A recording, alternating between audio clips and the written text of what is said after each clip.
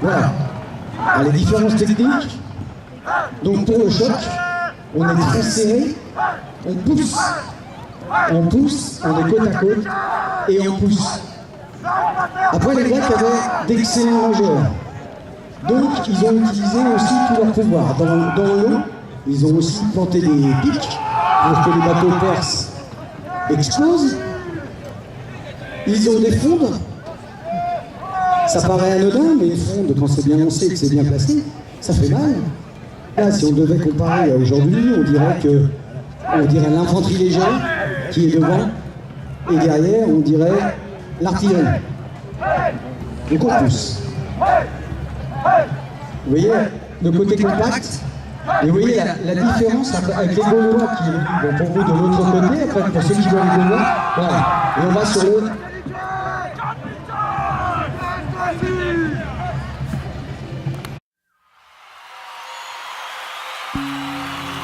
Outre le fait qu'il soit venu jusqu'à Paris, le Mickey est un guerrier, mais est un guerrier itinérant.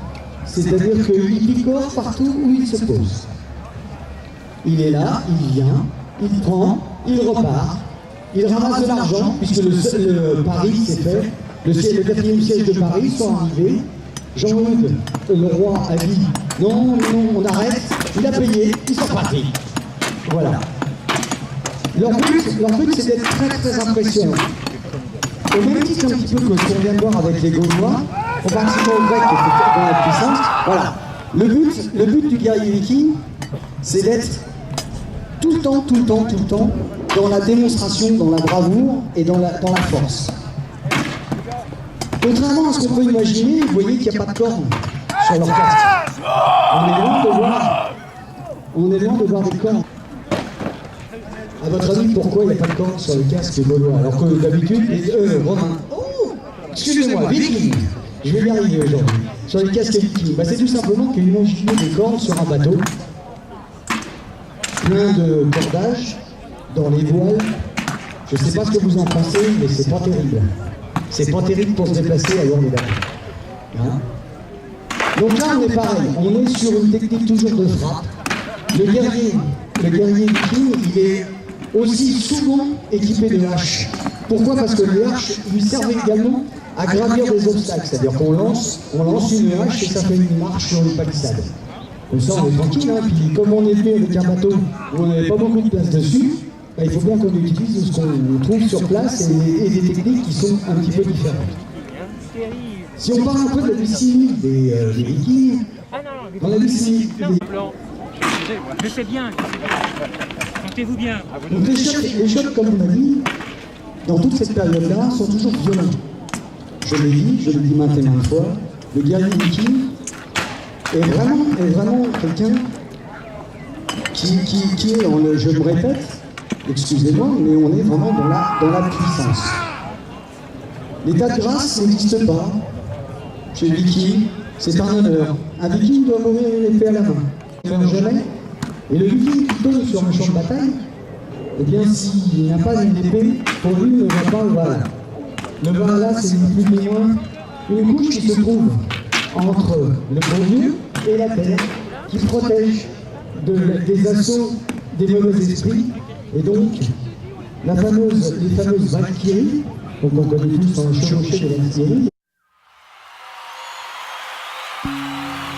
100 ans. Eh oui, 100 ans. 100 ans contre qui? Les Anglois, encore eux. Toujours eux. Omniprésents dans notre histoire, fait d'alliances, de mésalliances, de mésententes. Donc, cette guerre de 100 ans, eh bien, elle est compliquée.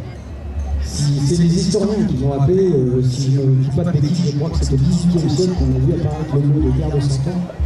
Et puis, dans cette guerre qui était usante, eh bien, notre bon roi de France était fatigué, il en avait assez. Et Jeanne, elle va le dynamiser, elle va le propulser. Elle va lui dire, mais non, pourquoi aujourd'hui perdre? Pourquoi aujourd'hui se résigner?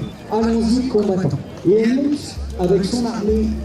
Elle commence à enchaîner des batailles. Vous la connaissez, vous, forcément, puisque c'est elle qui va venir à bout du siège d'Orléans. et qui va bien évidemment redonner cette dynamique en France. Alors là, le pays, d'un seul coup, il se dit, mince, on a quelqu'un, voilà une jeune fille qui a 17 ans, qui combat. Ça a redonné un espoir violent dans notre pays. Pour la petite histoire, le joli château qui est derrière nous, qui s'appelle d'ailleurs toujours le château de la Trémoille, dans les deux premières tours que vous voyez datent du XIVe siècle. Eh bien, Jeanne d'Arc y a résidé juste avant de partir pour Compiègne, pour aller pousser le siège de Compiègne. 1917, portugais, c'est très rare à trouver, il est devant vous. Et les tenues américaines sont également conformes à comment les soldats ont pu arriver. Donc voilà, c'est Lafayette a dit, on vient vous aider, les Américains ont dit, on revient vous voir.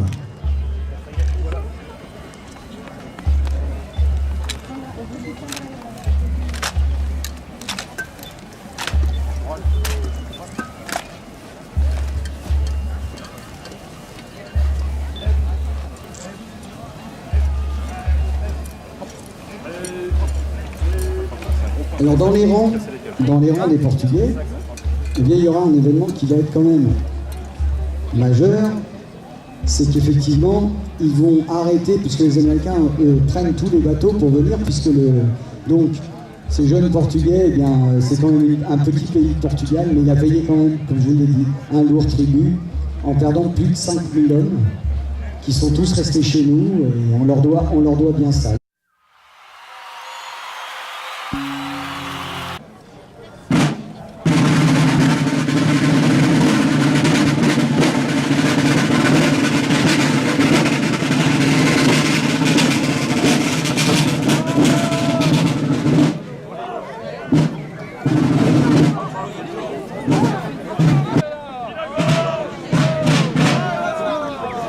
Monsieur, on va rester là.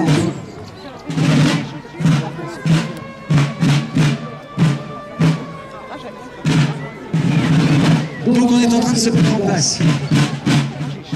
Bien évidemment, avant tout ce type de manifestation, monsieur, vous êtes un petit peu trop près, il faut que vous vous écartiez, s'il vous plaît. Merci.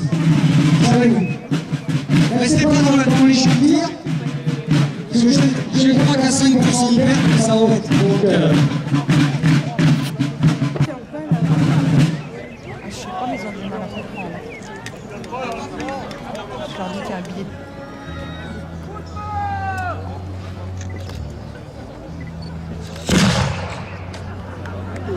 Vous voyez pourquoi je vous ai dit qu'il fallait pas rester dessus? C'est en haut? Ouais, tu veux? Ah, c'est bon ça.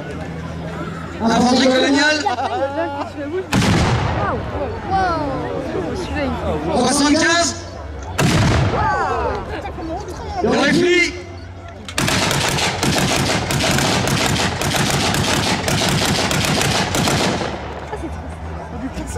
Infanterie prête. 51e prêt. J'ai rien fait moi. Silverstring. Combien prêt.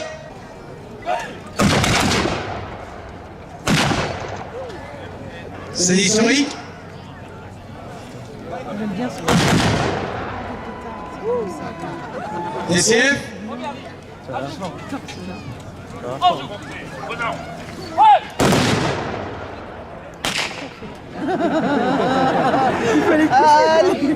Ah, bravo. Ah bah celle-là. Feu.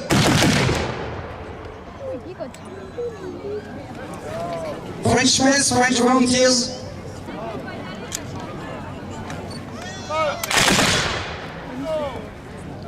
Arquebusier, yes.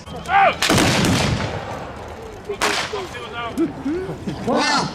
Artillère. Feu.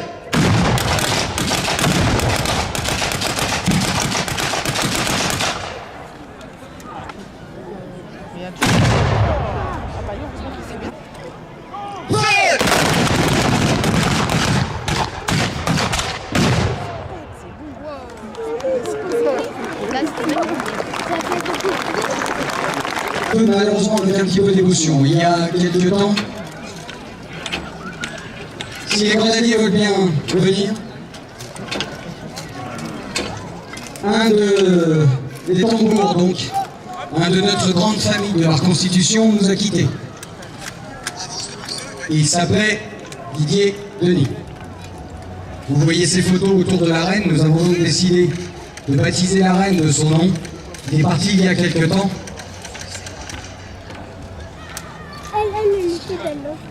Steven, si tu veux bien, Steven, t'en de lui faire un appel. Et comme il est assez loin là-haut, il faut qu'il nous entende. Donc, je vais laisser la parole au chef de groupe des Grenadiers d'Île-de-France qui va dire quelques mots. Et à l'issue, nous allons tous tirer à sa mémoire.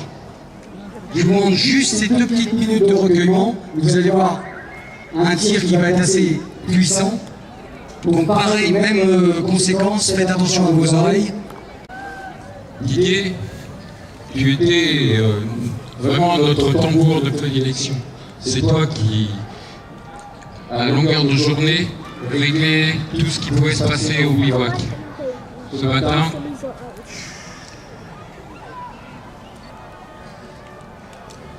quand les tambours ont battu le réveil,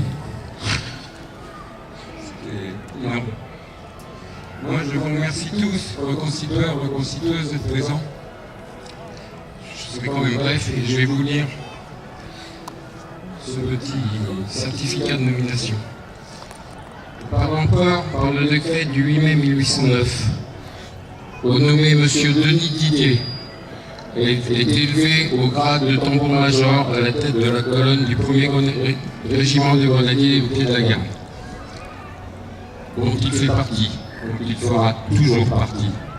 Nous ne le rirons jamais des cadres. La susdite nomination est portée à la connaissance du colonel commandant le 10 régiment.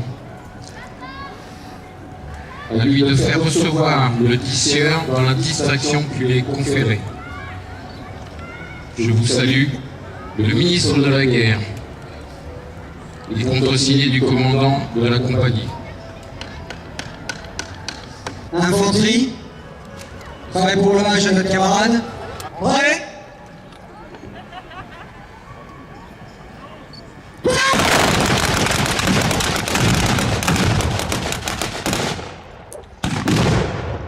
C'est pour toi, camarade.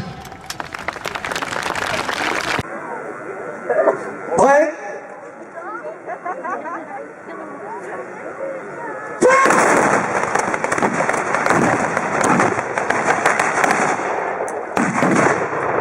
C'est pour toi, camarade.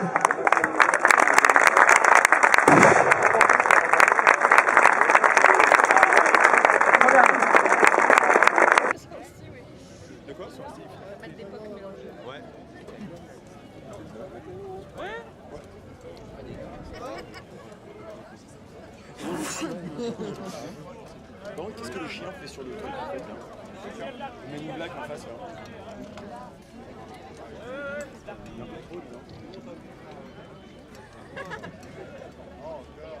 Jérém, ouais, il est temps de partir.